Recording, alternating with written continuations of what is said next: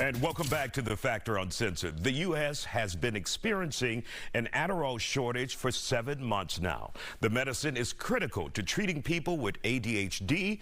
Millions of Americans are living with the disorder. My next guest explains why it's been hard to keep a steady supply of Adderall for those who need it. We have with us Nushin Roodgari, who is a patient, and you have used Adderall. Tell me, how important is it for you, and what shortages have you experienced in going to your pharmacist and your doctor? Actually, I'm kind of in the phase of like coming off of it for that factor. So it gives me a reason to not be so much dependent on it. But I would say I probably have been on it since college days. And I think I see the effect of a lot of people probably realizing now that you can't get it, how drained you are, how much you're not able to focus. And so you're having to kind of deal with that, which before you could, probably get it at any time, take it when you needed it. And for me, I feel like as an adult, I'm more drained. I'm not able to focus on my daily task. And I think it's affecting a lot of people, especially more so people that need it a lot more than I probably do. And are you hearing from those who may use it also, who need it, that it's difficult to find now in the market? Yes. I didn't realize, I thought it was maybe just here and there, but I didn't realize how bad it had gotten. And it has gotten bad in this country. We also have with us Dr. Jeff Pruski, co-founder of Revive and 3R Regenerative Medicine. Dr. Pruski, why are we seeing this shortage? I know, according to news reports, it started back in September, October of last year. What's playing a role in the supply and demand problem? It's we're getting various sundry information feedback, but I think originally, COVID had a lot to do with this, with the supply chain, not being able to get certain things. Then you start thinking, but why is it just Adderall? Why isn't it other heart medications or other things that people are taking on a daily basis as well? But then if you start looking at the timelines of when this started and also with COVID, a big part of it was the number of people during that two and a half years that began taking Adderall. They went to the physician, whether it be a Zoom meeting with the physician said, well, I see that you're experiencing these things, and it's like burnout from COVID. Your whole life is changed. You're staying up all day and all night. Your eating habits aren't what they used to be. People who were working from home rather than from the office. It just really changed their life a lot. And so people were having a very difficult time adjusting to this. So therefore, one of the things that the allopaths did was to reach out and say, okay, we can treat it in this manner.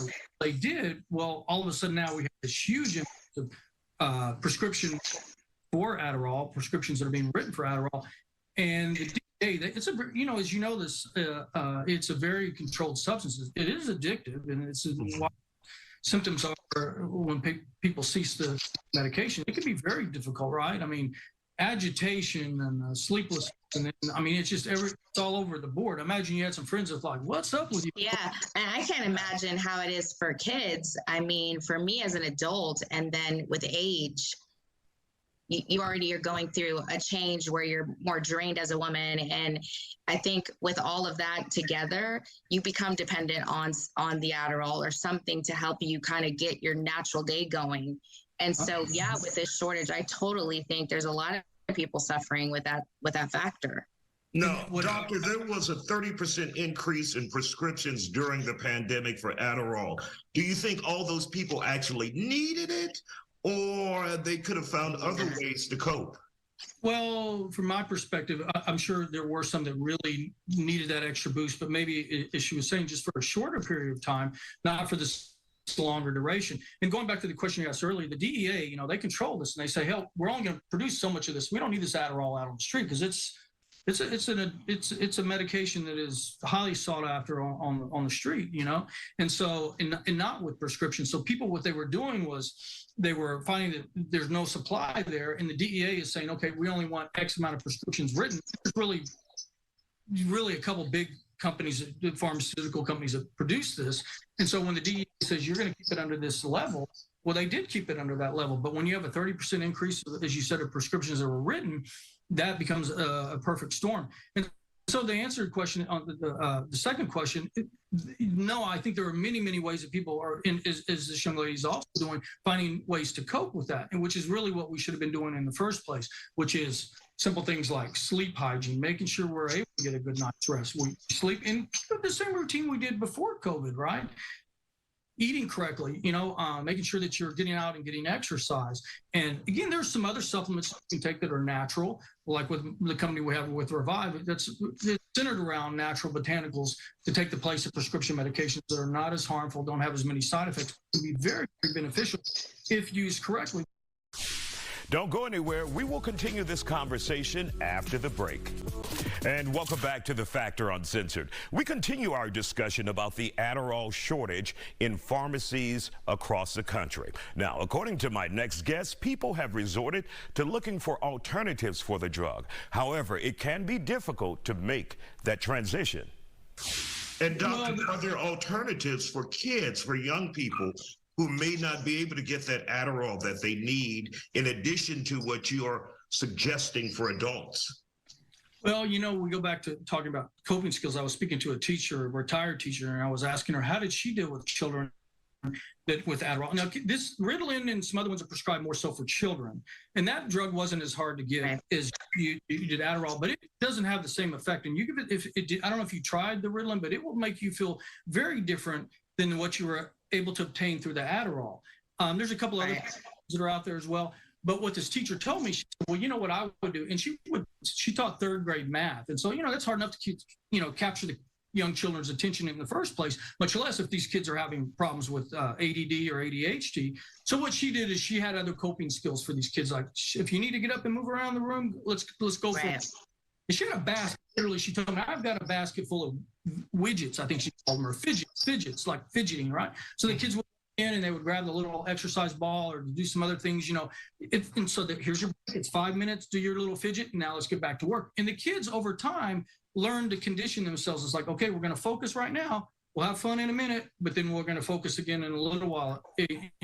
But she would take intermittent breaks, which is another way of a great coping skill. So yeah, it's difficult. And as you know, it's about a 90-day period. So when we talk about, can we transition to these people? Well, if you start with these, I'll call them more natural approaches. If you start with that, rather than starting with the medication, the prescription medication, it's not near as difficult, and you can see some benefits with it if you're consistent with it. And it's a task for the patient and the parents both. If it's a child or an adult, it's just hard to, your schedule, you're running, it's hard to eat the way you should, and then you go home and you're exhausted, you don't work out the way you should.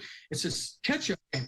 But the problem is, once you've been on Adderall or Ritalin for for years, a 90-day period is going to seem like an eternity to where you kind of get things straightened out, because it's like anything else. It's an addiction too. The body has to change here. I think people are finding alternatives, like you said. I've been doing more all natural stuff, and it's been working. Not as good, but it's working, because also people get used to the drug. And it doesn't have the same effect that it did when you first started taking it. So I noticed that. Like you said, this is not something that a lot of kids are on. But I do remember when my son first, they tried to give him Focalin, I think it was. Okay. I tried it myself to make sure, what does he feel like on it? Would it make me feel a certain way that I wouldn't want to see him on it? And I didn't like it. I didn't like the way he was when he was on it. So I can only imagine Adderall, that's such a stronger drug. So I know that there's probably a lot of people that are not being able to adjust or having a hard time. And thank you for joining us here on The Factor Uncensored tonight. Don't forget to follow us on social media, on Instagram, The Isaiah Factor, Facebook, Isaiah Factor Uncensored, and on Twitter, Isaiah Factor. And don't forget to download the Fox Soul app, where you can find us at foxsoul.tv. And of course, you can catch the nightcap there as well. That'll do it for us. Have a great one.